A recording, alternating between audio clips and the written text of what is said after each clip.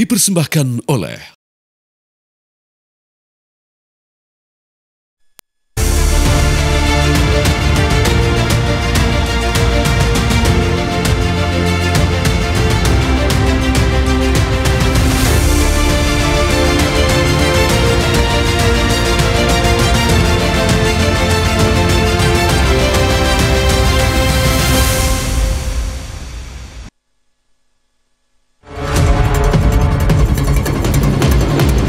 di sini dia biasa dipanggil Abi Dirman atau Abi Dirman ini dia memang orangnya laki-laki cuman agak kemayu atau lembut lah gitu penampilannya gitu seperti itu ya juga. Dia berkeluarga ya tapi ya? Iya dia belum berkeluarga sampai saat usia 49 tahun ini memang dia. Dan ini bukan hanya kejahatan masalah sodomi atau ruda paksa atau dari kaum predator ini. Ngeri Mbak, si pelaku ini ngajarin adab hubungan sesama jenis homoseksual. Adabnya mereka salaman itu cium tangan sama si abinya ini, sama pimpinannya ini, lalu cium pipi kiri, pipi kanan, cium jidat, terakhir cium bibir. Jadi saya terinspirasi dengan Abu Nawas. Ketika Abu Nawas dakwah kan dengan lucu, dengan fun, tapi edukasi. Nah di situ Yahya saya kemas menjadi seorang badut syariah yang membawa pesan moral di dalamnya. Mendalami apakah pelaku ini pernah menjadi korban. Jadi di antara dua pelaku ini salah satunya pernah dulu menjadi salah satu anak asuh di yayasan tersebut dan pernah menjadi korban dari ketua yayasan tersebut sehingga sekarang menjadi pengasuh dan sekarang dia juga menjadi pelaku terhadap korban-korban yang lain. Semoga setia sehati sesurga. Barakallahu.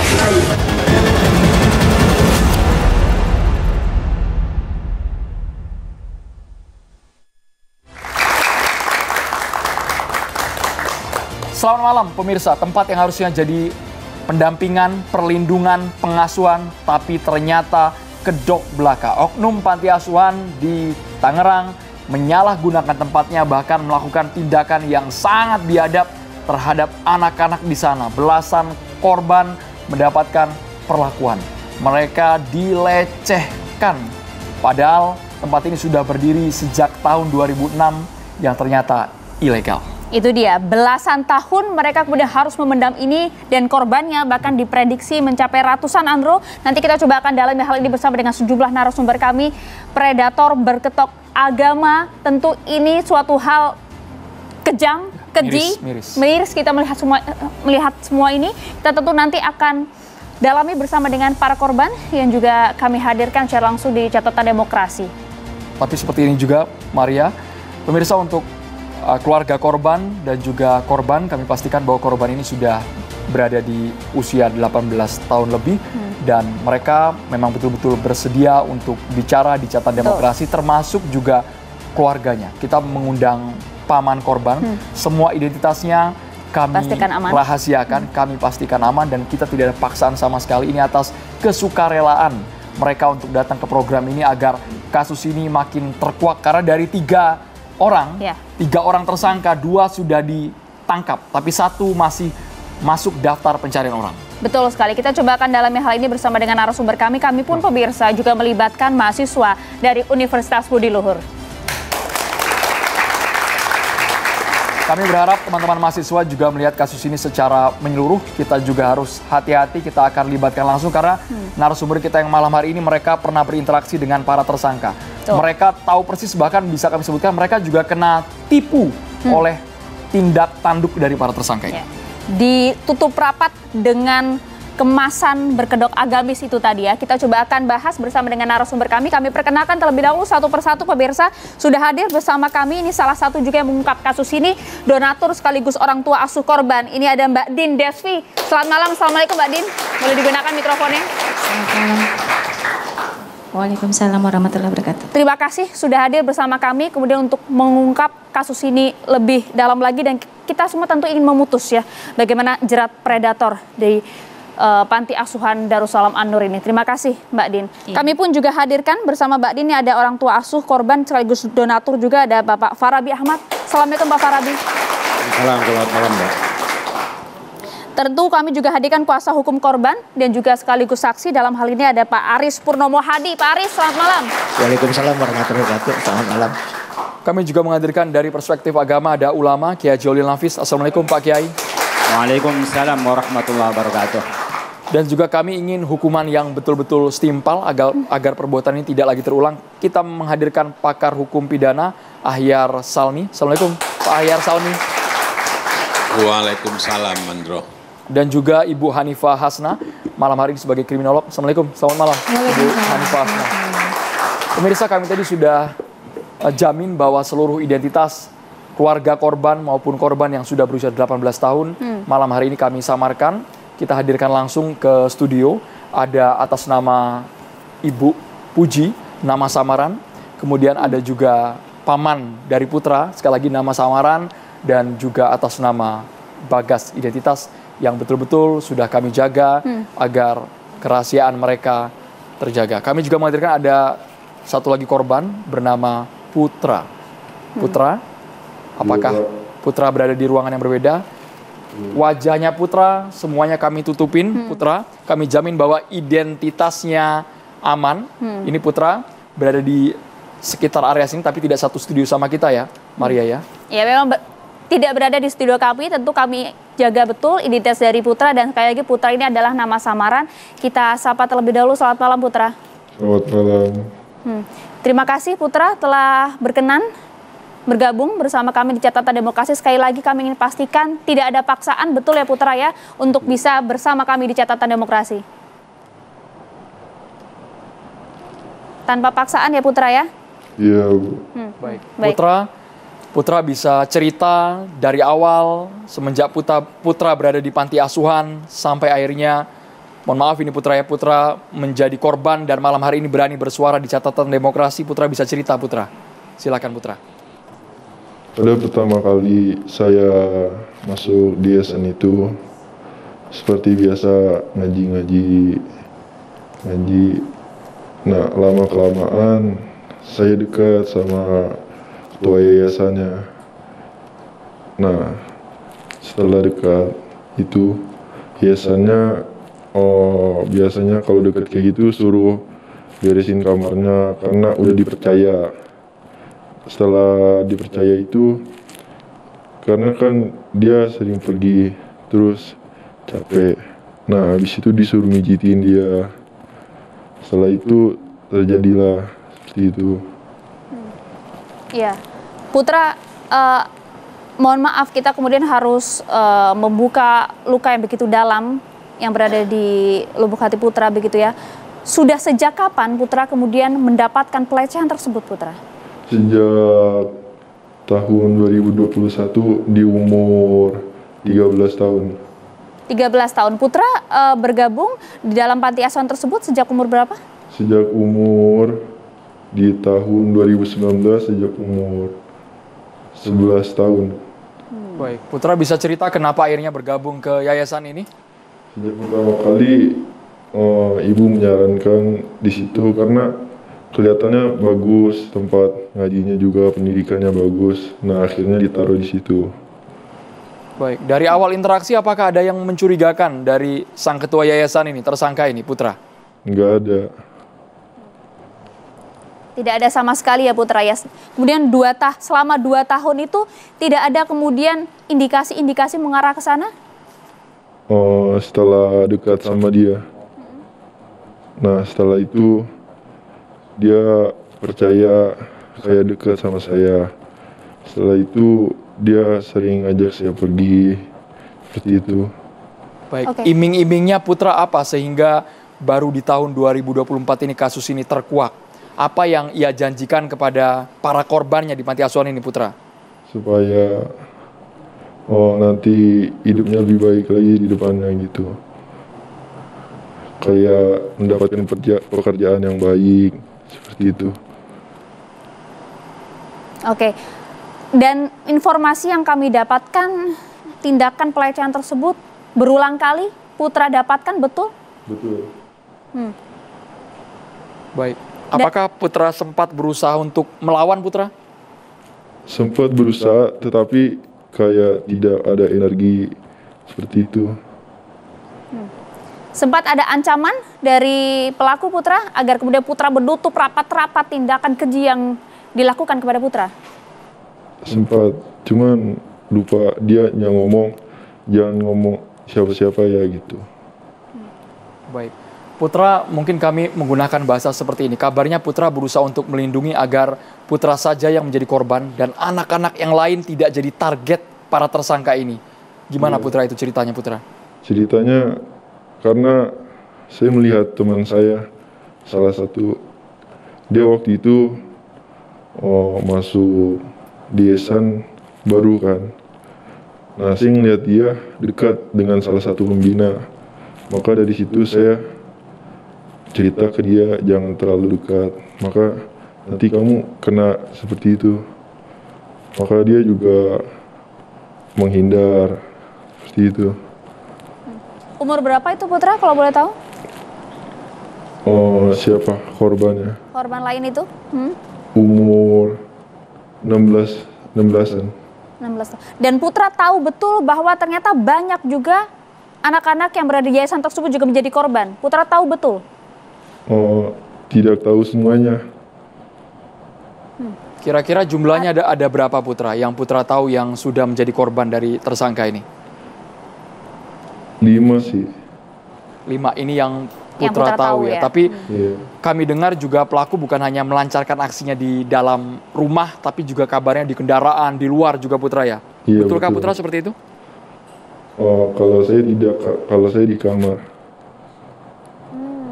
Oke, mohon maaf Putra, kemudian ini harus kami gali kepada Anda Putra. Apa sih kemudian bujuk rayu dari pelaku ini hingga kemudian berani mengajak anak-anak yang berada di yayasan tersebut untuk mau menuruti tindakan kejinya? Karena dia bujuk rayunya kayak nanti dikasih sesuatu barang, duit, kayak gitu supaya dia nurut. Seperti itu. Putra yang sudah berusia 18 tahun, ini kami tegaskan Putra ya. Apakah waktu itu ketika menjadi korban ada keinginan untuk melarikan diri, untuk langsung cerita ini keluar Putra, sampai akhirnya tersangka ini tertangkap Putra? Ingin menceritakan seperti ini, cuman takut, terus nggak ada energi, lemah, nggak kuat, nggak bisa ngapa-ngapain. Baik. Putra kan kalau misalnya kita tahu tadi kan Putra bahkan diiming-iming pekerjaan gitu. Sehari-harinya Putra di sana seperti apa? Bisa dijelasin? Sehari-harinya di sana ngajar, jagain anak-anak, terus beres-beres, seperti itu. Ada nggak kemudian dari anak-anak tersebut yang sempat bercerita ke Putra bahwa nampaknya saya juga mengalami hal serupa ini? Gitu. Oh, teman saya sendiri. Baik. Putra, soal pelaku Putra, kami dengar bukan hanya ketua yayasan tapi juga 2 pengasuh lainnya juga melakukan pelecehan yang sama. Iya, betul. Kalau Putra lebih dekat, maksud kami menjadi korban Adi Sudirmannya atau para pengasuh lainnya Putra? Abi Sudirman ya. Ketua yayasannya langsung. Ketua yayasan langsung yang kemudian melakukan pelecehan tersebut kepada Putra. Berapa kali Putra, mohon maaf, kemudian Anda menjadi korban dari Andi Sudirman ini? Oh, nggak tahu, lupa. Soalnya banyak sih, berulang-ulang kali. Baik. Putra, di sini kami ada selama beberapa tahun itu ya. Ada kriminolog juga, kemudian ada pakar hukum pidana, ada orang tua asuh. Sekali lagi, suaranya Putra malam hari ini kami berharap didengar oleh semua pihak sehingga ada hukuman yang setimpal diterima oleh para tersangka. Sesaat lagi kita akan dengarkan, kami persilakan kepada kriminolog dan juga pakar hukum untuk bertanya langsung kepada Putra. Sekali lagi, identitas Putra betul-betul kami jamin, kami rahasiakan dan tidak akan kami buka ke publik. Sesaat lagi Catatan Demokrasi akan segera kembali pemirsa.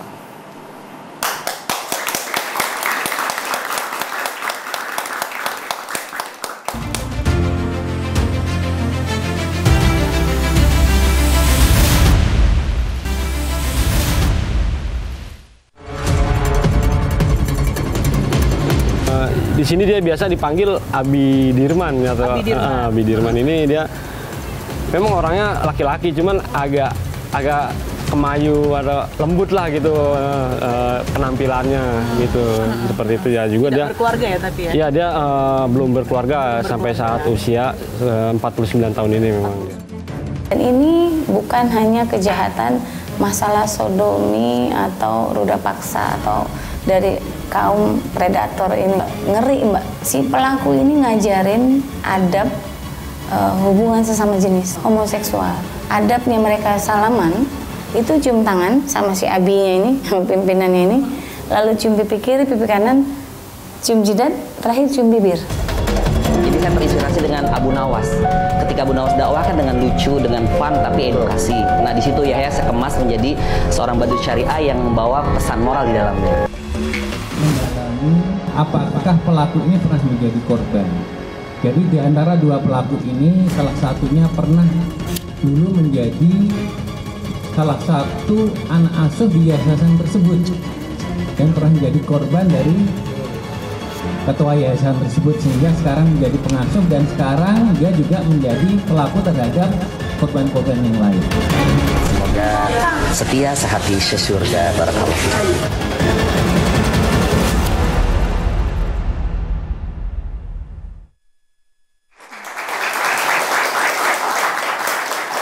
Ya pemirsa, Anda kembali di Catatan Demokrasi. Kita masih akan kembali berbincang bersama dengan Putra, salah satu korban yang sekali lagi ini adalah nama samaran dan kita jaga betul identitas dari Putra dan yang saat ini tidak berada di studio kami ya. Putra masih bergabung bersama kami. Putra, mungkin Putra bisa jelaskan terlebih dahulu sebenarnya ada berapa anak sih di dalam panti asuhan tersebut? Ada sekitar 20-an. 20 anak saat itu memang keluar masuk sistemnya atau bagaimana? Di yayasan tetap di situ. Tapi kalau dari semenjak Putra bergabung tahun 2019 sampai sekarang, apakah jumlahnya lebih banyak dari 20 Putra? Lebih banyak sekarang. Lebih banyak yang kecilnya juga sekarang. Paling banyak umur berapa Putra ini? Yang kecil-kecil, yang belasan, puluhan juga. Paling kecil umur berapa Putra? Paling kecil bayi. Oh. Bayi, sebentar Putra, bayi ini apakah langsung dititipkan? Apakah ada orang tuanya mungkin, bapaknya atau ibunya? Nggak tahu juga. Kayaknya ada bapaknya. Ada bapaknya tapi dititipkan ke panti asuhan itu? Iya. Oke, Putra, bahkan paling kecil ada bayi di sana. Ini memang sengaja dititipkan atau bagaimana Putra? Putra tahu soal ini tidak? Tidak tahu. Oke. Berarti ada bayi di sana, kemudian ada juga yang berusia di bawah 10 tahun Putra? Ada. Ada juga hingga belasan dan bahkan juga ada yang dewasa di sana. Apakah Putra tahu betul bahwa ada pula anak-anak yang bahkan usia di bawah 10 tahun ini juga menjadi korban? Tidak tahu sih, kurang tahu. Baik Putra, tapi prosesnya anak-anak bisa masuk ke panti asuhan ini, Putra tahu? Proses kegiatannya. Proses masuk awalnya, apakah penerimaan anak-anak di sana, apakah harus ada dokumen, harus ada uang yang dibayar atau bagaimana Putra? Biasa aja sih, nggak harus ada persyaratan gitu. Jadi langsung masuk aja Putra tanpa persyaratan? Iya. Atau justru dibawa oleh pemimpin yayasan tersebut? Ada yang dibawa, ada yang datang sendiri. Baik, Putra, ini kebanyakan anak-anak yang diletakkan di sana, ditaruh di sana itu orang-orang sekitar atau di luar Tangerang? Ada orang yang sekitar, kebanyakan di luar. Dari luar Tangerang? Iya. Oke, Putra, kalau kita lihat di sana nampaknya masih ada juga beberapa anak yang masih memiliki orang tua ya, entah ibu maupun kemudian ayahnya. Pada saat kemudian informasi ini menjadi diketahui oleh publik, kemudian diketahui juga oleh para orang tua, banyak tidak kemudian para orang tua yang menarik kembali anaknya keluar dari yayasan tersebut? Masih di yayasan tersebut. Masih ada di sana Putra? Sekarang sih udah diambil sama orang tuanya. Baik. Putra, selain pelecehan seksual, apakah ada mungkin tindak kekerasan, pemukulan, atau mungkin kata-kata kasar yang dilontarkan oleh para tersangka, Putra? Tindak kekerasan. Kekerasannya Bentuknya seperti apa, Putra? Seperti dipukul, pakai rotan. Dipukul karena? Karena seperti kan biasanya kalau hari Jumat tuh video buat donatur. Nah, kalau ada satu anak yang tidak ada, nanti dikena hukum seperti di Sahabat, seperti itu. Oke, itu yang melakukan pemukulan siapa, Putra? Kadang pembinanya, kadang ketuanya. Baik. Ini berlaku untuk semuanya, baik yang tadi mungkin masih balita maupun sudah remaja, Putra ya? Yang masih kecil juga. Iya. Dan kalau kemudian boleh Putra juga ceritakan dalam keseharian ya Putra, di sana tuh apa yang boleh diajarkan dan juga aktivitas-aktivitas yang dilakukan seperti apa? Atau ada tidak yang kemudian menurut Putra, saat ini Putra juga sudah dewasa begitu ya, ada yang janggal sebenarnya, ada yang tidak benar ini? Biasa-biasa aja sih, kayak ngaji anak-anak, kegiatan biasa bersih-bersih seperti itu. Kan ada juga yang kemudian sempat viral juga ya, kita tahu bersama ada informasi bahwa memang ada kebiasaan seperti cium tangan, kemudian juga ada cium pipi begitu. Nah, bahkan juga, mohon maaf, cium bibir begitu, betul demikian Putra? Betul. Dan ini diberlakukan kepada semua anak di sana? Iya, betul. Yang disampaikan apa Putra untuk menyuruh tindakan ini? Itu ketika misalnya selesai kayak evaluasi setiap bulan seperti itu. Nah, selesai evaluasi baru cium tangan, cium pipi. Ini Adi Sudirman melakukannya ke laki-laki atau juga ada perempuan mungkin di sana? Laki-laki. Ke laki-laki saja, tapi ada anak asuh yang perempuan, Putra? Nggak ada. Tidak ada, semuanya laki-laki, Putra, di dalam ini? Iya. Oke, nah tidak ada yang merasa aneh begitu Putra dengan perintah ini? Aneh ketika salaman itu. Baik. Putra dan juga teman-teman yang lain yang menjadi korban, apakah pernah mungkin bercerita satu sama lain, merasakan, kami yakin traumanya luar biasa dan berusaha untuk kabur dari panti asuhan ini, Putra? Pernah cerita seperti itu. Dan ingin buat kabur, keluar, seperti itu. Cuma ditahan sama ketuanya. Ditahannya karena gimana, Putra? Karena udah dididik, udah diginiin seperti itu. Iya. Nah, Putra, betul tidak ada informasi bahwa anak-anak di sana juga tidak mendapatkan pendidikan yang layak? Iya, betul. Tidak disekolahkan begitu? Putra bisa cerita soal ini? Betul. Jadi cuman apa? Cuman aktivitas? Cuman aktivitas, disuruh ngaji, disuruh bersih-bersih, tapi tidak sekolah. Oke. Yang mengajarkan ngaji siapa? Atau justru disuruh belajar sendiri saja begitu? Ada gurunya dari luar. Jadi bukan hanya 3 orang ini aja ya, Putra ya? 3 orang ini, Putra, mereka perannya apa saja? Mereka mengelola yayasan. Ada yang bendahara, ada yang mengatur kegiatan, seperti itu. Baik. Oke. Tapi sebelum ke Bu Din, mungkin kita ke Paman Putra, karena di sini juga ada Paman Putra ya. Sebelum ke Ibu Din, di sini ada Paman Putra dan juga ada Ibu Puji serta Bagas. Saya boleh ke Paman Putra, boleh? Ke Paman Putra, Bapak boleh menggunakan mic-nya. Sampai malam. akhirnya Putra berani bersuara dan keluarga mengetahui ini bagaimana awalnya. Kami yakin keluarga pasti sangat kaget ini, Pak. Ternyata panti asuhan yang kita percaya ternyata menyalahgunakan kepercayaan tersebut. Kita semua juga kaget karena semuanya berjalan seperti biasa ya, lalu ketika ini terjadi kami juga merasa sangat kecewa ya, pastinya pada semua orang yang terlibat di dalamnya. Dengan kejadian ini kami berharap itu semua. Boleh pakai mic yang satunya, minum sebentar Bapak Ibu.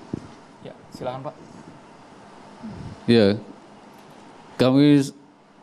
Saya maaf ya agak sedikit karena ini Emosional. Sangat emosional saya. Saya begitu kecewa sekali gitu kan melihat kebiadaban ini. Putra dibunuh. Karakternya dan hidupnya. Saya berharap mereka mendapat yang setimpal hukumannya. Bapak kenal dengan Adi Sudirman yang betul-betul biadab dan keji itu, Bapak? Saya tidak kenal secara langsung, tapi si biadab itu saya tahu. Dan saya meminta kepada aparat negara untuk menegakkan hukum seberat-beratnya. Bapak mengenal sosok Sudirman ini seperti apa, Pak? Kesehariannya seperti yang biasa kita lihat lah, karena mereka pandai menutupi gitu kan. Seperti hal yang biasa aja, mereka juga sangat berkamuflase baik, suka memberi bantuan-bantuan gitu kan. Jadi saya lihat itu semuanya biasa-biasa saja, karena saya lihat juga kan saya juga suka bertanya kepada Putra pelajaran apa yang didapat, pengajian gitu kan. Dan saya baru tahu ternyata Putra tidak bersekolah. Ini yang sangat menurut saya dibohongi, Pak, betul-betul dibohongi. Selama bertahun-tahun ini ya. Bapak warga sekitar tinggal di dekat juga dengan panti asuhan, Bapak? Saya satu kecamatan, tapi beda kelurahan. Itu kan kami lihat bangunannya sangat tertutup ya, Pak ya? Betul. Apakah orang luar bisa melihat aktivitas di dalam atau memang hanya orang-orang tertentu saja, Pak? Itu kan berada dalam lingkungan yang padat ya, tapi ada pagar yang agak tinggi dan agak jauh dari bangunan. Jadi steril lah kalau buat melakukan hal yang nggak bagus di situ menurut saya.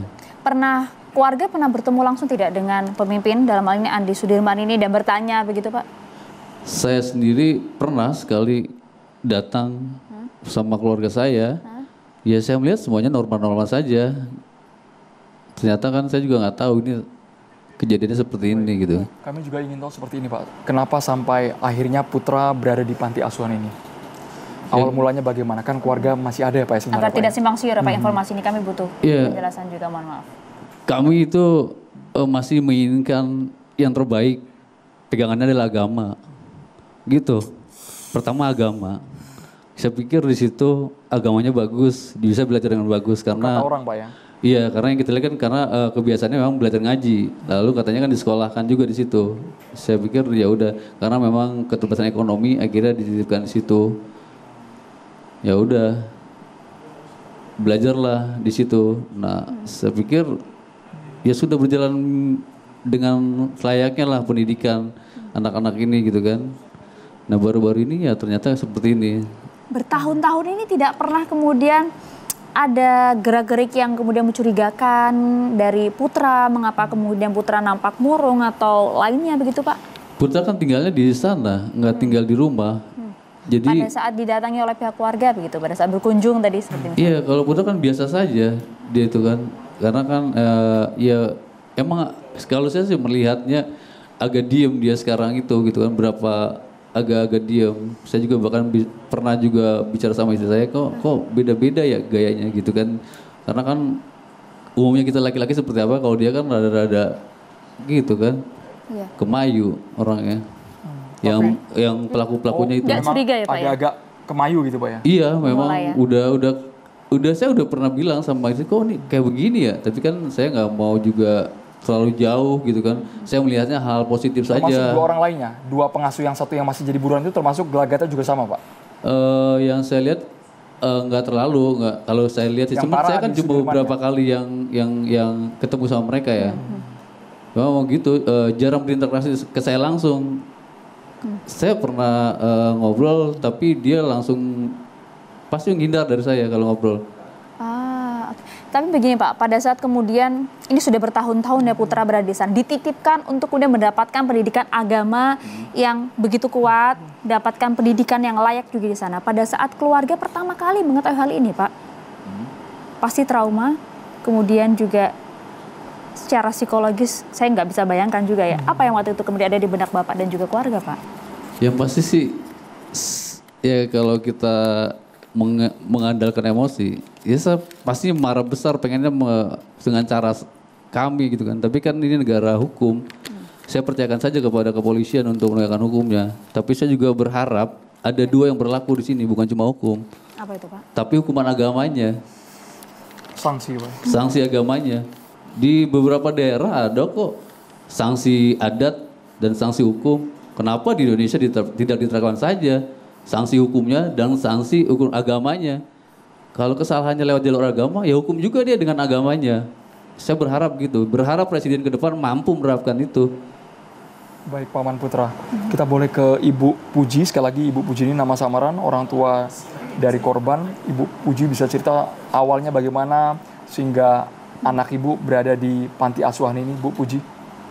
Ya, jadi awalnya dulu tuh anak saya mau naik ke kelas 2 SD. Ya. Sempat dibawa selama 12 hari. Nah kakak pembinanya itu WA saya, ibu katanya ini anaknya nangis, katanya gimana? Ya udah disuruh pulang aja dulu. Nah besoknya dipulangin. Pas kemarin pulang keluar dari kelas 6 SD, 9 kemudian diambil lagi sama orang itu. Sama Abi? Diambil lagi iya, sama itu Abi. apa yang dijemput lagi ke rumah? Yang disampaikan ke keluarga? Boleh ya katanya dibawa ke sana biar dapat pendidikan yang bagus, pendidikan agama yang bagus. Nanti kalau udah lulus sekolah SMA, katanya biar kerja di sini biar bisa bantu adik-adiknya juga, katanya gitu. Oh jadi iming-imingnya Iya. pekerjaan, Iya. pendidikan, Iya pendidikan. dikasih uang juga Bu? Ada mungkin uang? Atau Ibu yang memberikan ke sana? Enggak. Dia juga ngiming-ngiming katanya mau kasih handphone buat anak saya, katanya biar bisa komunikasi sama orang tua. Tapi nyatanya setiap lebaran pulang cuma dikasih waktu 1 hari aja. Iya. Cuman 1 hari saja Cuma ya? 1 hari aja. Pada saat pulang itu Bu, sempat cerita tidak? Enggak cerita sama sekali. Maksud kami ini Bu, apakah ada perlakuan dari para tersangka ini ke anak Ibu dan Ibu melihat kok anak saya jadi berubah ya? Ada nggak? Mengalami perubahan nggak iya. tapi Bu secara sikap gitu? Lebih pendiam. Jadi jarang bicara aja. Selalu bilang, Mama pengen pulang, Mama pengen pulang. Nggak betah di sini, nggak betah. Kenapa sayang gitu? Coba ngomong, pokoknya nggak betah aja di sini, nggak disekolahin, nggak dapat pendidikan apa-apa, kegiatannya cuma bersih-bersih panti, ngelayanin Abi juga katanya, cuman gitu aja. Yang sebenarnya dia nggak berani bilang sama saya sama sekali nggak. Tapi mendengar itu, kenapa waktu itu Ibu tidak kemudian, oke, saya bawa pulang, pertimbangan apa waktu itu Ibu untuk tetap menitipkan anak Ibu di sana gitu Bu? Kan gini, AA bertahan dulu ya di situ sampai tahun depan. Insya Allah nanti tahun depan SMA-nya di sini sama Mama kita kumpul lagi kayak dulu gitu. Karena sesungguhnya Karena Ibu, memang nggak Ibu menyangka juga, ya. Betul, Iya. tidak menyangka dan tidak tahu akan ada perlakuan seperti itu Ibu ya. Nggak menyangka sama sekali karena saya setiap hari kan lihat statusnya Abi itu kegiatannya bagus-bagus gitu kan. Ya positif aja mikirnya gitu. Jadi nggak ada pikiran ini orang benar nggak ya gitu, enggak gitu. Jadi positif aja pikirannya gitu. Baik, Pada saat Ibu tahu bagaimana Bu? Marah, kecewa, sedih juga ya. Gak nyangka kalau anak saya ada perlakuan kayak gitu di sana. Mungkin dari Ibu ada yang ingin disampaikan Bu ke para tersangka yang betul-betul keji ini Bu, yang berkedok agama tapi ternyata perlakuannya di luar syariat Islam sama sekali Bu, tidak bermoral sama sekali dari Ibu. Monggo, silakan. Baik, dari Bagas nama samaran bisa bantu Ibu. Mungkin dari saya sekedar berikanlah hukuman seberat-beratnya karena sudah melecehkan. Ya. Baik. Untuk para korban lain ada yang ingin disampaikan Mas? Untuk para korban lain mohon bantulah. Tolong ungkap ini sedalam-dalamnya untuk para oknum-oknum yang lainnya juga harap bantu. Bagas tahu persis dengan Adi Sudirman ini, perangainya, aslinya ini orang. Saya sering jemput ke yayasan. Nah, sempat 2 kali saya ke yayasan. Karena anak saya bilang dia nggak betah Nah, saya jemput. Saya nggak ada pikiran jelek. Iya, pikiran macam-macam. Anaknya umur berapa, Mas? 14 tahun. 14. Sudah berapa lama di sana? 3 tahun. Sudah 3 tahun. Iya, semenjak dari keluar kelas 6 SD, nah dia minta lagi. Terus dengan iming-iming dia mau disekolahkan dengan baik. Ya, kita lihatnya positif ya. Awalnya agamanya bagus, sekolahnya bagus. Kita diiming-imingi dikirimi foto dia waktu sekolah 1 kali. Sama Adi Sudirman ya? Iya, betul. Ternyata beda sama apa yang dialami oleh anak ya? Mas Iya, Bagas. jelas. Sangat ditipu sekali. Oke. Pada saat kemudian kembali ditarik sang anak gitu, cerita nggak anak itu kemudian kepada bapak ibunya ini? Nah, kita nggak tahu anak itu nggak cerita yang sebenarnya kayak gimana. Kenapa ini anak nggak mau balik lagi? Nah, saya langsung kesini, langsung dijemput sama saya. Ketika dijemput, dia tetap nggak mau balik lagi. Nah, sampai ada ibu yang nolong, Bu Dean yang nolong memberantas masalah ini.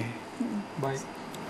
Orang tua korban, ini Bagas orang tua korban, sekali lagi nama samaran, orang tua Puji, tapi ini panti asuhan bertahun-tahun, belasan tahun tetap bisa melakukan operasionalnya. Ternyata mereka juga membuka seluas-luasnya para donatur yang ingin menyumbangkan dana, dan kami dengar bukan hanya pelecehan seksual, kekerasan fisik, tapi juga penyelewengan uang, dugaan kuat yang dilakukan oleh para tersangka. Sesaat lagi pemirsa, hanya di Catatan Demokrasi.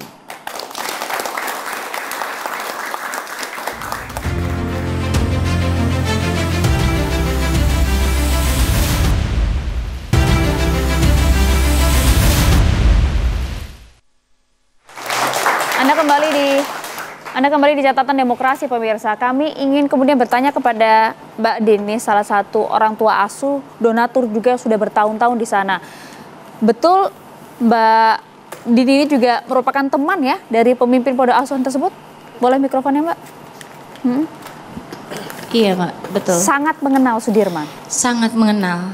Dari dia belum jadi apa-apa dan bangunan istana yatim itu juga belum apa-apa, dari tanah, dari rumah bilik, dari depan rumahnya kandang kambing, mohon maaf, saya bersama dia. Teman SMA atau apa Mbak? Malah sejak saya SMP.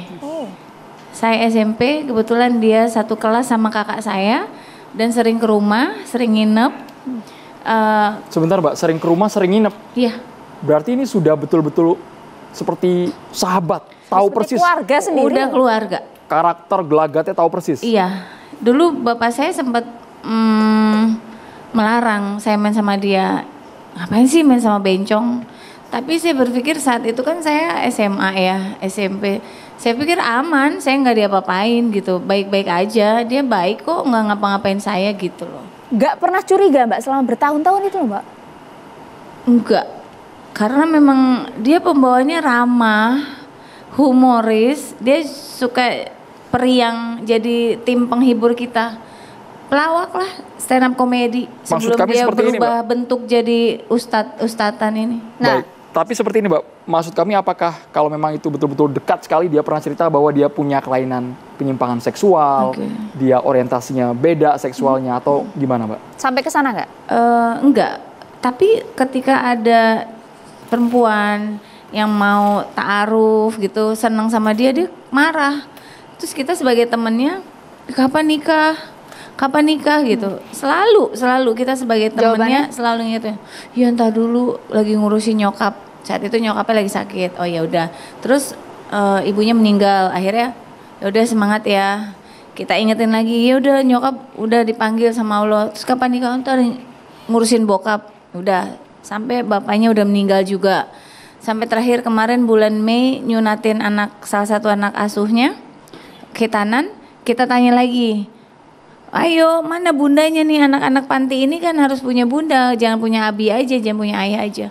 Iya nanti gitu, selalu nanti, dan kita sebagai teman, ya mudah-mudahan sih udah ada catatan amalnya ya sama malaikat, kita selalu ngingetin soal nikah. Karena umur udah selalu, mungkin bisa 2 bulan sekali, 3 bulan sekali. Oke, nggak ada kecurigaan itu bahkan hingga kemudian kasus ini terungkap? Nggak ada sama sekali, karena memang perangainya tuh yang kemasannya tuh santun, baik, ramah, soleh, dan mohon maaf lidahnya tuh nggak berhenti dari berzikir.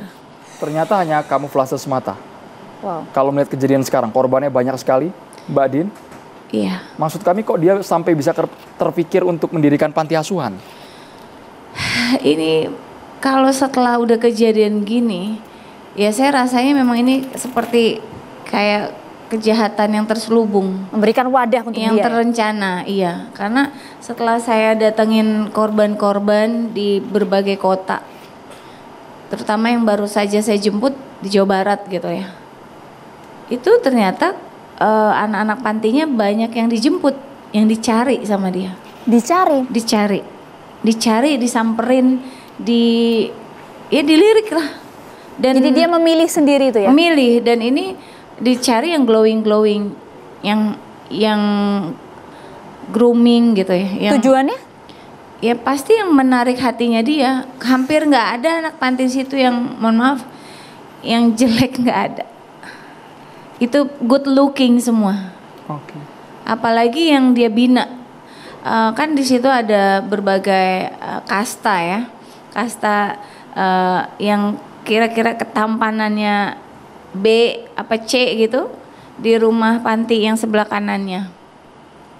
Kalau yang A+ gitu, yang dia rawat dengan skincare, terus dia kasih handphonenya yang iPhone gitu, terus giginya divinir, pokoknya di perawatan banget. Itu tinggalnya juga di istana. Kami masih jadi dibeda-bedakan itu Mbak? Beda. Ada diskriminasi terhadap anak-anak itu? Ada pasti yang glowing ya pasti pegang kunci mobil gitu. Kayak mobilnya 4. Kok Mbak tidak curiga Mbak dengan perilaku yang aneh, kemudian kok yang dipilih yang secara fisik semua ya dia ngelihat ya, bukan niat untuk melindungi, untuk mengasuh gitu Mbak? Iya, karena saya pikir ya memang kebersihan kan sebagian dari iman. Ya memang harus bersih gitu kan. Terus memang dia rajin perawatan. Saya pernah tanya kenapa anak pantinya cowok semua. Ya itu alasannya, ya kan kalau cewek ribet say gitu. Ribet karena kan nanti dia pacaran, nanti anak orang hamil gimana gitu. Terus ya takut aja mungkin urusan adab apa ya Pak, menstruasi gitu kan. Ya itu sih udah sering kami tanyakan. Mbak Din kan memberikan donatur sejak awal, artinya kan panti asuhan itu berdiri 2006 gitu ya. Iya. Sempat menanyakan nggak, kok kenapa anak-anak ini dibeda-bedakan? Ada kasta-kasta itu tadi? Nggak curiga Mbak? Saya tuh 2006 kan dia udah punya yayasan. Justru saya jauh sebelum 2006. Dari sebelum merintis, jadi sebelum apa-apa saya sudah bersama sama dia.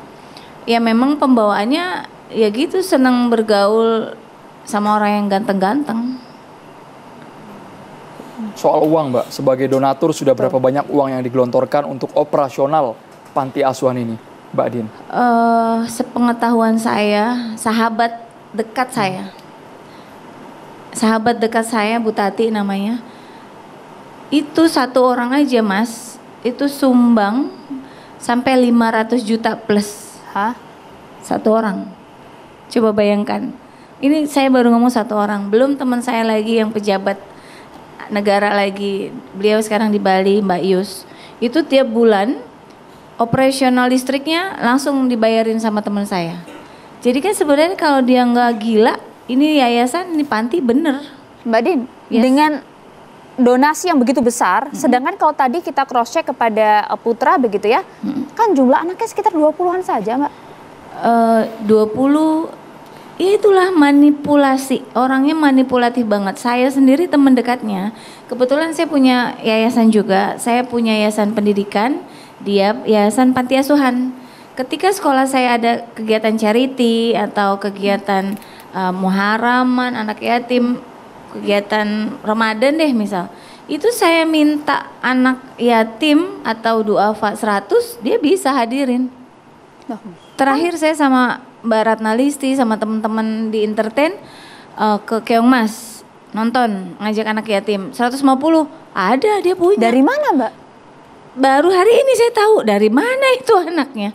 Kalau saya bilang berapa, dan ternyata setelah saya telusurin, anak-anak musiman, anak-anak sekitar situ diajak-ajakin. Bahkan ada teman saya yang, anak gue tuh. Saya pikir teman saya bilang, itu anak gue loh. Kok diajak? Jadi suka ngaku-ngaku anak orang, diambil, seakan-akan jadi anak yatim ya, padahal masih punya bapak ibu. Mbak Din, fakta dari kepolisian bahwa panti asuhan ini ilegal sejak tahun 2006. Ini uang yang digelontorkan begitu besar, apakah dari para donatur ini tidak meminta transparansi, uangnya dikemanakan, pembukuannya bagaimana, arahan dananya kemana, Mbak Din? Ada salah satu, ini berita valid yang insya Allah bisa dipertanggungjawabkan, saya tidak bisa sebut namanya, ada salah satu pejabat di kota Tangerang, yang orang tuanya aja nyumbang buat makan anak-anak, 1 minggu tuh 15 juta. Jadi kalau 1 bulan 60 juta. Coba itu satu orang 60 juta udah jelas. Terus ini kebongkarnya ketika si Sudirman ini belum lama ya, kira-kira bulan Juli Agustus chatting suami saya minta cariin dana 200 juta. Pertama gitu. Untuk pembangunan rumah tahfiz yang hijau itu yang ada di TV-TV bisa disaksikan. Katanya itu masih punya hutang di material. Nah, saya sebagai teman dekat, oh ya udah deh, nanti saya cariin ke teman-teman, siapa tahu 200 juta ini ada yang mau nyumbang 5 juta kelar gitu. Ternyata ketika saya minta ke teman saya informasi ini, ini kasihan nih bantuin. Hah, itu udah saya bantu kemarin 150 juta. 100 juta, sekian juta gitu. Dan lengkap, plus kwitansinya saya tahu dari material mana. Dan itu sahabat baik saya nyumbang untuk material aja 500 juta lebih. Nanti pagernya yang hijau itu yang berdiri megah, ada lagi namanya Mbak Reni, itu bisa 200 juta. Jadi banyak donatur yang memang terketuk hatinya. Kita boleh ke Pak Farabi. Pak Farabi tahu Pak, selain Adi Sudirman 2 orang lagi perangainya Pak Adi pernah interaksi? Pak Farabi? Ya, saya tahu sekali kalau untuk yang saat ini jadi tersangka dan sudah ditahan oleh kepolisian, Yusuf itu memang benar guru ngaji. Jadi dia suka kami panggil ke sekolah kita, kegiatan kita untuk ngaji. Dan dia juga guru ngaji di sekolah swasta di daerah kami juga. Jadi perangainya baik sekali kalau untuk Yusuf ya. Nah, kalau untuk yang Yandi yang saat ini buron itu, justru dia yang cool sekali, tapi dia tidak menunjukkan kalau dia Islami, hanya pakainya saja ya. Jadi kalau misalnya kita tanya dia suruh ngaji, dia nggak bisa apa-apa. Oh. Iya. Perannya apa di yayasan itu? Pembina. Jadi Abi Sudirman itu punya pengurus atau pembina, itu ada 4 orang, 2 tersangka, 1 perempuan inisial W dan 1 lagi L, inisial laki-laki L ya. Jadi pengurusnya hanya 1 perempuan di sana, yang semuanya laki-laki. Oke, sudah menjadi donatur sejak kapan Pak Farabi? Sejak tahun 2004. Sebelum panti asuhan berdiri berarti Pak? Iya, sebelum panti asuhan itu berdiri, ya kita sudah kumpul sama teman-teman yang lainnya udah memberi donasi ke mereka. Kenapa mau Pak memberikan donasi ke panti asuhan? Karena orangnya baik ya. Orangnya baik, cara nutupnya itu dia ngumpulin anak-anak yatim, bagi dia ya itu yatim piatu. Terusnya mereka disuruh ngaji, divideoin, dikasih ucapan ke kita para donatur. Terima kasih Bunda, terima kasih Ayah atas sumbangannya. Nah, semakin kita diucapin itu, ya namanya manusiawi ya. Oh, kita didoa-doain. Jadi rutinitas kita kasih sumbangan lagi ke mereka, Dan kita nggak nyangka juga kalau misalnya ternyata sebejat itu mereka. Bertahun-tahun seperti itu, Bapak nggak tahu kalau panti asuhan ini ternyata ilegal? Saya pernah diinfokan tentang akte pendiriannya ya. Yayasannya ada akte pendiriannya, tapi untuk izinnya kita nggak pernah tahu. Gitu. Kalau yayasannya karena pernah diinformasikan ke kami ada memang yayasannya ya, akte pendiriannya ada. Tapi izinnya setelah kita tanya di pihak kepolisian ternyata nggak ada izinnya. Pak Farabi, soal uang yang disalahgunakan apakah benar? Karena kami menganggap ini semuanya ditipu ya Pak ya. ternyata dananya digunakan oleh para predator seksual di dalam, pedofil, Pak. Iya betul. Jadi kami melihat bahwa hidup mereka itu hedon sekali. Mereka punya mobil bisa dikatakan banyak ya, 4 yang kita lihat. Tapi kadang kalau misalnya datang ke kami berganti-ganti itu mobilnya. Kadang bilangnya pinjem lah, bilangnya pinjem. Tapi banyak sekali donatur yang akhirnya memberikan mobil ke mereka. Nah, karena mobilnya sudah jadi hak milik mereka, dijual, diganti mobil yang baru. Jadi rata-rata mobilnya semua baru. Jadi ya kita juga berpikir loh, kok sehedon ini mereka ya.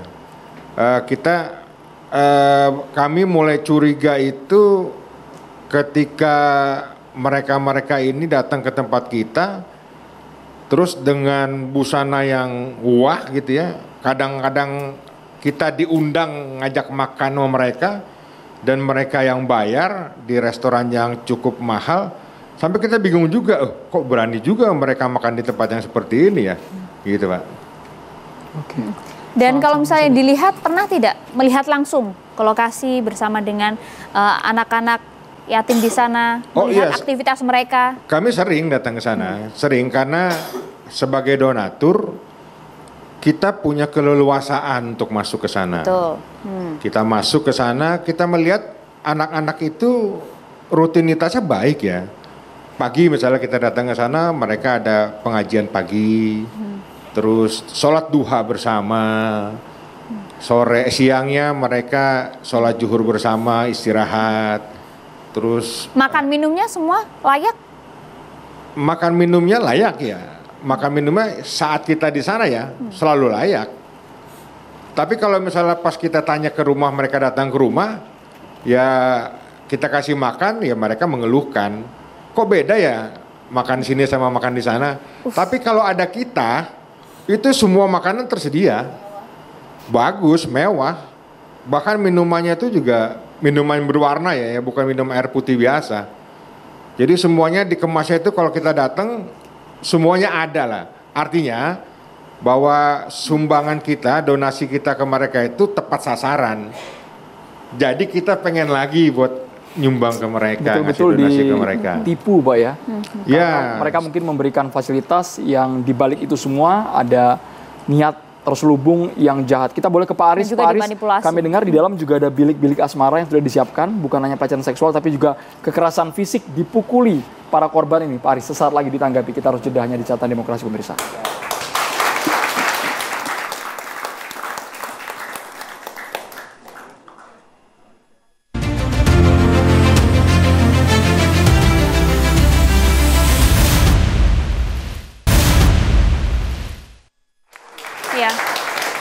Kita langsung ingin ke Pak Aris selaku kuasa hukum dari para korban. Sejauh ini sudah ada berapa korban ditangani oleh Pak Aris? Terima kasih Mbak.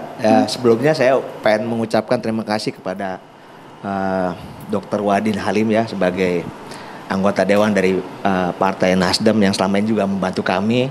Terus Abdul Syukur juga anggota DPRD Provinsi Banten dari Partai Demokrat. Banyak pihak yang kemudian membantu Pak ya. Dan para pihak termasuk Ketua KPI pun juga Bu Ai. Mensos juga yang sangat mendukung kami, Kapolda Metro juga dengan jajarannya, Polres Metro Tangerang dengan jajarannya, pejabat wali kota A. Ya, jadi poinnya 4 yang ada di saya, yang ada di saya persis yang saya tanganin dari sebagai kuasa hukum, dan saksi yang 7 yang sudah di BAP. Nah, saya lagi coba melewat dari ustadz yang salah satu ustadz yang mengajar ngaji di tempat yatim piatu ini, yang kemarin membantu yang ada di Dinsos itu, ada berapa orang yang di Dinsos yang untuk bisa saya tanganin juga. Lagi coba secara persuasif.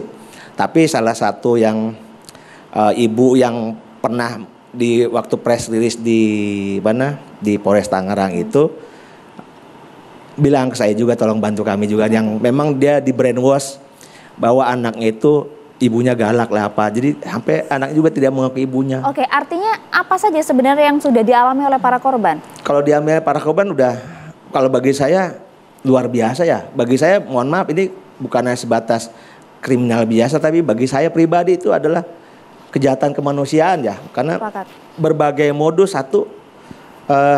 dan dilakukan yang harusnya dia sebagai pendidik pelindung, dia memperlakukan anak didiknya yang di bawah umur, rata-rata di bawah umur. Yang kedua, korbannya juga di atas 10 orang. Yang ketiganya, modus operandinya yang luar biasa jahat, bagi saya bilang jahat. Jadi kalau bicara undang-undang lagi, undang-undang hanya 15 tahun ditambah sepertiga.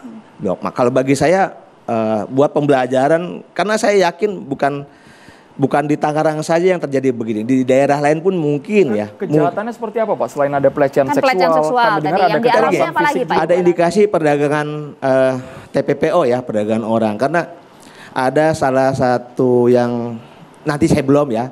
Jadi diurusin akte lahirnya, jadi dikaburkan identitas orang tuanya, jadi seolah-olah diuruskan. Ya. Nggak tahu tuh tadi dimanfaatkan atau dijual ke, mohon maaf, diadopsi oleh pihak lain. Ada karena memang itu yang masih didalami tapi masih ya. dalami. Ada indikasi ke sana. Ada indikasi ke sana. Terus kemudian? Yang tadi kalau TPPO udah kita cari pidana asalnya. Pidana asal kan tadi tipu menipunya udah masuk belum?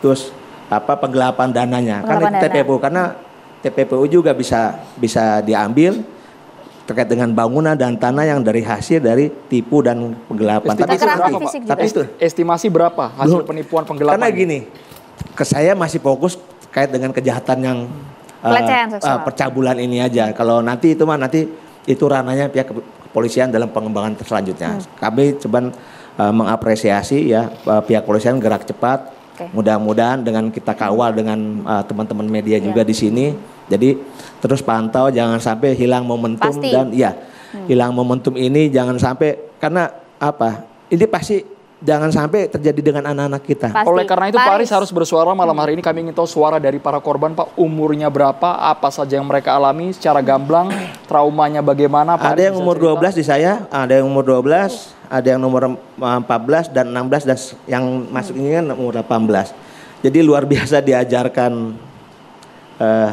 pencabulan.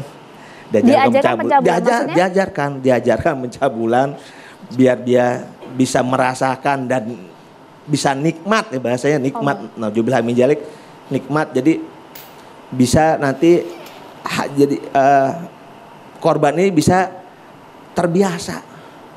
Oh, mohon maaf, terbiasa? Iya, terbiasa melakukan cabul itu. Sesama anak-anak di dalam yayasan tersebut? Iya. Itu diakui langsung oleh korban? Ada yang diakui oleh korban.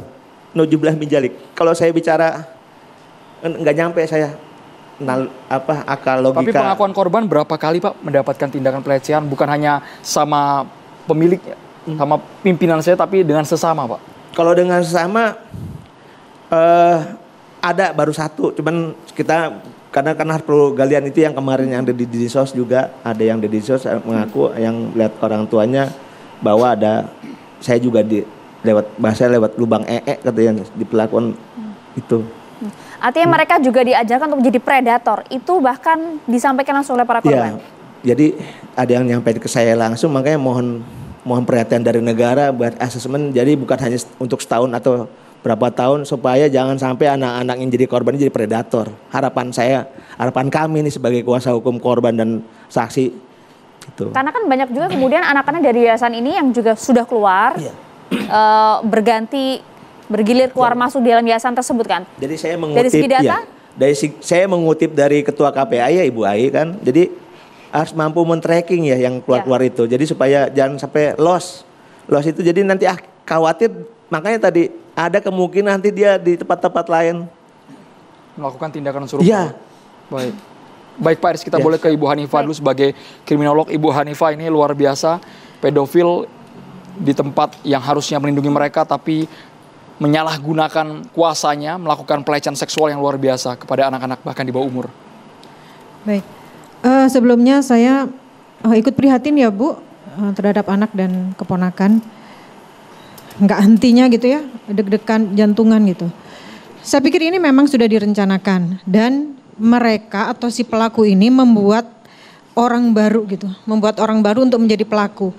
Tujuannya adalah biar si anak yang sudah besar, yang sekiranya sudah mampu melakukan pelaporan, tidak melapor. Karena dia juga pelaku. gitu. Dan diupayakan untuk masing-masing anak ini menghayati peran barunya. Itu loh, tujuannya apa ya Mbak? Ya tujuannya ya untuk membentuk orang dengan karakter baru. Membuat predator lagi. Membuat predator lagi. Yang perlu kita ketahui adalah akarnya ini apa? Bukankah seseorang yang mempunyai perilaku negatif itu ada latar belakangnya? Latar belakangnya digunakan kepada anak-anak dan anak-anak dibuatkan latar belakang baru. Dan ini memang sudah terencana dengan dia melakukan hal-hal positif, yaitu pseudo-moralism. Jadi moral palsu. Sehingga keluarga juga merasa bahwa ini adalah tempat yang baik. Ini anak-anak dijadikan anak-anak soleh. Pun donatur. Pagi mereka sholat duha. Berarti ini kan disiapkan. Jadi si pelaku ini punya kemampuan sosial untuk menipu semua orang. Dan dilakukan sekian tahun, artinya kontrol sosial kita kemana? Karena sejatinya masyarakat kita itu senang dengan sesuatu yang agamis gitu ya. Jadi nggak perlulah kita mengetahui surat izinnya mana. Anaknya ada gitu. Ketika anaknya ada, karena di tempat lain mungkin minta sumbangan, anaknya nggak ada. Ini anaknya ada. Di situ aja si donatur itu luluh hatinya. Artinya dia sudah mempermainkan emosional semua orang. Dan orang-orang ketika mungkin ada terpantik isu dia adalah pelaku, dia nggak akan percaya. Dan bahayanya lagi ketika anak-anak sudah menjadi korban, dia diam. Yang pertama karena dia ada tonic immobility, dia nggak tahu harus melakukan apa. Karena apa? Dia nggak diajarkan bagaimana cara dia itu melindungi diri. Nggak ada lembaga yang masuk untuk menyampaikan bahwa tubuhmu ini hakmu loh. Kamu harus punya deteksi dini.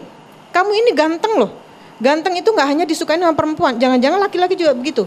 Deteksi dini, perlindungan diri, bagaimana mereka membentuk, nggak ada. Dan sengaja karena juga tidak informasinya kan dibatasi untuk kemudian bertemu dengan pihak luar, ya, termasuk betul. juga para donatur. Nah, sebetulnya ketika ada sebuah lembaga tidak bisa dimasukin, maksudnya dimasukin tuh anaknya tidak bisa terdidik gitu ya, atau kita bisa mendidik. Kan ketika ada yayasan kan kita harus tahu ya, ini pengurusnya berapa orang sih?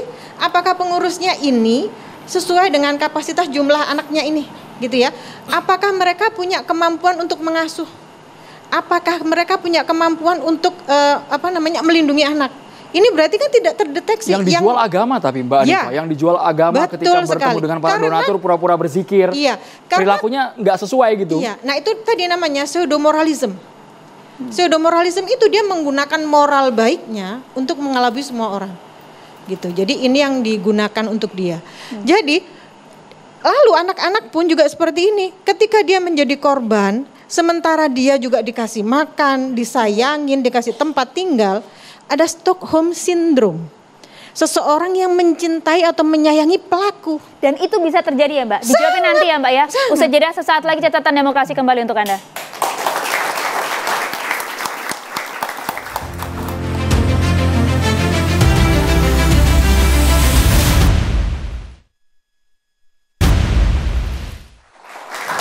Iya, saya langsung mau ke Mbak Anifa. Mbak, artinya memang ini seperti yang Anda sampaikan tadi, ini memang sudah direncanakan bahkan secara matang, bahkan tadi untuk membuat para korban ini bahkan merasa menikmati, begitu ya Mbak ya? Betul, dan dia ada regenerasi, menciptakan orang-orang dengan penyimpangan baru. Ini merusak generasi. Kita bayangkan bahwa anak-anak ini yang nantinya 10 tahun lagi akan memimpin negara kita. Semuanya rusak. Ini kejahatan yang luar biasa. Kebayang dong Mbak, ini anak-anak mau jadi apa gitu ya. Dan yang rusak itu ada 4 hal pengaruhnya. Yang pertama agama. Bisa jadi anak-anak yang sekarang ada di situ diasuh dengan cara agama yang baik. Dia nggak percaya lagi sama agama. Karena dia sudah merasa tersakiti. Ternyata dia dengan beragama yang baik, dia malah menjadi korban. Pak Kiai Holil harus komentar kalau soal agama ini. Para pelaku tersangka berkedok agama Pak Kiai Holil. Justru menipu dirusak, para korbannya, bukan hanya korban anak-anak tapi juga donatur juga ketipu. Mengatasnamakan ustadz, guru ngaji bahkan, Pak Kiai. Ya ini saya pikir kejahatan ya. Kejahatan terhadap agama, kejahatan terhadap kemanusiaan, dan juga sosial. Sebelum soal kejahatan seksualnya.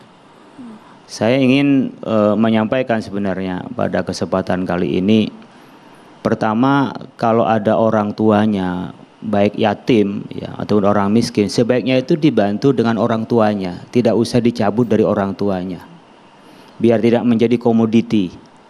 Jadi kalau ada ibunya atau ada bapaknya, kalau kita bantu, bantulah bersama dengan orang tuanya, nggak usah dicabut, sehingga tidak tadi dalam tanda petik berkedok itu untuk mencari sumbangan. Dan saya berharap juga para donatur sekiranya melihat orang yang disumbang, yang mengelola itu kok kelihatan hedon, ya saya pikir jangan dilanjutkan. Karena orang yang merawat anak yatim, merawat orang miskin, dia hanya boleh itu hanya untuk kebutuhan makan saja dan kebutuhan operasionalnya. Sekiranya dia lebih banyak, saya pikir sudah tidak boleh. Oleh karena itu kita khawatir menjadi orang tadi trauma terhadap agama. Karena tadi umpamanya zikir terus, saya menjadi kedok gitu ya. Jadi kita sulit sebenarnya, dilema. Saya hadir ke tempat ini sebenarnya agak dilema mau berangkat ketika saya dihubungin oleh TV One, saya mau ngomong apa. Karena saya pribadi atau atas nama juga bagian dari pimpinan MUI agak sulit nantinya, karena orang yang soleh beneran menjadi dicurigai jadi tidak baik, kan khawatir gitu. Sementara orang-orang yang tidak baik berkedok dengan kesalehan. Oleh karena itu kita kritis sebenarnya sebagai masyarakat, kira-kira mana yang layak untuk disumbang. Modelnya model seperti apa? Memang kadang-kadang orang yang punya kelebihan harta kan kepengen juga ingin berbagi secara sosial ya. Yang kedua, secara struktur pemerintahan ini harus diawasi sebenarnya. Kalau sekian lama beroperasi, kemudian sudah banyak alumninya, orang kok dari 2006 tidak bisa terpantau ya izin itu. Mungkin kalau donatur tidak berpikir soal legalitasnya, tetapi berpikir bagaimana bisa berbagi. Tapi mengapa pihak aparat dan pemerintah sampai sekian lama sampai ada kejadian begini tidak dipantau soal legalitasnya. Sehingga kita punya pemerintah tuh hadir, bukan ketika begini terus hadir semuanya, kemudian semua seakan-akan adalah peduli. Saya pikir bukan kita kayak kebakaran jenggot begitu sebenarnya ya, tapi diantisipasi, instrumen-instrumen itu bisa jalan. Umpamanya di tingkat kabupaten kota kan memang izin di kabupaten kota, tapi antar provinsi, antar kota menjadi provinsi, antar provinsi menjadi nasional, menjadi pusat. Ini kan harus dilaksanakan dalam hal ini. Jadi kita menjadi dilema, tapi itu harus disampaikan kepada masyarakat. Artinya kita ini manusia bisa menjadi baik, bisa jadi buruk, ya. Bahkan orang yang ngaji pun bisa jadi buruk. Apalagi ini orang nggak ngaji mengelola kayak pengajian. Nah, kan nggak ngaji tadi, nggak bisa ngaji, seakan-akan mengelola pengajian dan seakan-akan menampilkan kesolehan, kan itu sudah kepura-puraan. Jadi kita ingin menyampaikan ngaji itu harus jelas gurunya itu belajar ngajinya di mana, kemudian mengamalkan ilmunya seperti apa. Jadi jangan terpukau dengan retorika, penampilan, kemudian seakan-akan dia lebih soleh daripada orang yang sudah belajar agama sekian lama, cuman karena tidak pakai umpamanya atribut-atribut keagamaan yang mentereng. Yang ingin saya sampaikan kesempatan ini juga, kejahatan seksual sejenis ini, kalau para sahabat itu mengkategorikan lebih parah daripada zina. Lebih parah daripada zina. Kalau Imam Syafi'i minimal sama dengan hukumannya zina, tapi para sahabat itu mengatakan lebih parah dari zina, karena ketika terjadi pada kaum Nabi Lut, itu tidak hanya persoalan dilarangnya, samanya fahisya juga. Sejenis namanya fahisya, zina juga namanya fahisya di dalam terminologi Al-Quran itu. Tapi di sini fahisya pada saat sejenis tak pernah terjadi kecuali pada kaum Nabi Lut. Bahkan ancamannya itu disuruh faktul fa'il wal maf'ul, yang mengerjakan dan yang dikerjakan itu harus dibunuh. Hanya cara dibunuhnya ini dengan cara apa? Bisa dengan cara dia dilempar sampai mati, bisa memang langsung dibunuh, bisa langsung dibakar. Betapa kejinya. Kalau tadi minta hukuman seberat-beratnya itu, kalau hukuman sedikit itu saya pikir terlalu ringan. Ini masuk pada had sebenarnya. Saya ingin mengambil pendapat ulama bukan takzir tapi had. Artinya had itu tidak bisa atas nama pemaafan seseorang kemudian hukuman menjadi ringan. Beda dengan kisos. Itu kan kisah orang yang membunuh itu bisa saja tidak dibalas dengan bunuh ketika keluarganya memaafkan. Ini nggak bisa ada orang yang memaafkan karena sudah ketentuan dari hak Allah, disebut dengan had di sini, jarima yang had di sini. Oleh karena itu sangat berat bagi kami ya untuk mengatakan dalam hal ini seperti apa sih umpamanya sikap kita kepada mereka. ya hukum seberat-beratnya. Makanya nanti ada perubahan barangkali hukuman kita, karena kita juga tidak bisa melampaui dari hukum positif kita, tapi perlu juga hukum Islam diakomodir di sini. 15 tahun kurang Pak Kiai. 15 pasti kurang lah kalau dihukum dengan hukuman di dalam kategori dalam Islam itu ya kurang. Kok faktulul qatil fa'il wal maf'ul dibunuh, bahkan dibunuhnya pun dengan cara keji, dilempar dari tempat yang jauh, kemudian setelah dapat dibawa juga dilempar dengan batu. Artinya betapa kejinya orang yang melakukan pencabulan sejenis. Ya, betapa kejinya orang yang melakukan hal ini, hukuman 15 tahun kurang Pak Ahyar? Iya, kalau kita lihat undang-undang tentang perlindungan anak kita, ancaman ini dirubah. Dahulu itu hukumannya itu adalah mulai 3 tahun penjara ini sampai 15 tahun. Kemudian dirubah pada tahun 2016 menjadi 5 tahun sampai ke 15 tahun ancaman pidana, dan dendanya itu sampai miliaran. Dahulu cuman jutaan, ratusan juta, puluhan juta. Itu ada perkembangan karena pertimbangan dari Undang-Undang 17 tahun 2016 yang merubah Undang-Undang 23 2002, kemudian dirubah oleh Undang 35 tahun 2014, dirubah kembali oleh Undang-Undang 17 2016. Di dalam pertimbangan konsideran yang mengatakan bahwa ternyata semakin banyak ini kejadian kekerasan seksual ini. Selama ini juga ancaman pidana yang dilakukan undang-undang yang terdahulu itu belum memadai, belum membuat mereka jera. Ternyata ditingkatkan seperti ini juga belum jera. Nah, ini ancaman pidana diatur di dalam pasal 82 nih, yang sekarang merubah pasal 82 yang lama. Nah, disinilah ancamannya dia. Itu ada di bawah. Kalau kita lihat yang konvensional, yang biasa-biasa ini saja tadi, hanya paling lama 15 tahun. Betul. Kalau dilakukan oleh pendidik, boleh ditambah 1/3. Kalau dia berulang-ulang, bisa ditambah lagi 1/3. Nah, ini kalau saya mengajak ini penyidik kita, ke pihak kepolisian dan pihak kejaksaan, coba berhukum progresif kita. Jangan konvensional. Karena kalau kita lihat ancaman pidana bisa diperberat, dia di maksimum 15 tahun, ancaman pidana itu tambah 1/3 menjadi 5 tahun, artinya 15 kan. Jadi nggak boleh lebih dia dari 20 tahun. Ini yang saya kritisi lagi, bagaimana kalau dia double? Sudahlah dia lakukan oleh pendidik, orang yang mengawasi, kemudian dia berulang kali, artinya bisa ditambah 1/3 lagi. Cuman di dalam sistem pemidanaan kita, ancaman penjara itu hanya penjara sementara 1 tahun sampai 20 tahun. Kemudian ada ancaman penjara seumur hidup. Nah, ini saya mengusulkan paling tidak, karena ada 2/3 yang dilanggar perkiraan saya ini, yang dia pendidik kemudian berkali-kali dilakukan, lebih dari 20 tahun. Artinya kan 25 tahun kan. Ancaman 25 tahun nggak ada. Berikutnya adalah seumur hidup. Paling tidak ini seumur hidup, coba lakukan itu. Nah, saya juga apa yang dikatakan oleh Kiai ini tadi, saya juga ada berpikir begitu.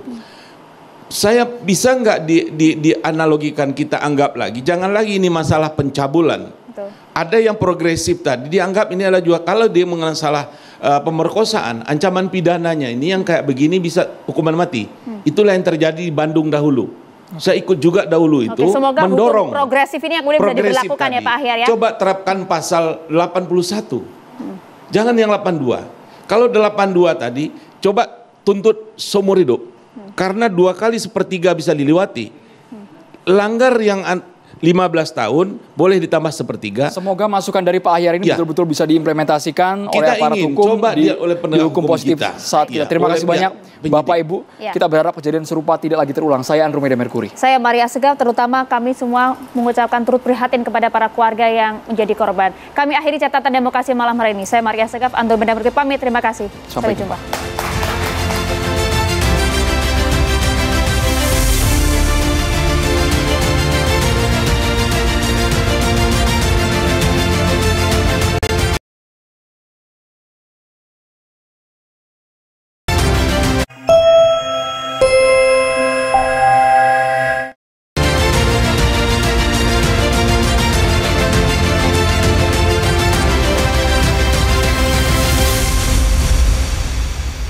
Dipersembahkan oleh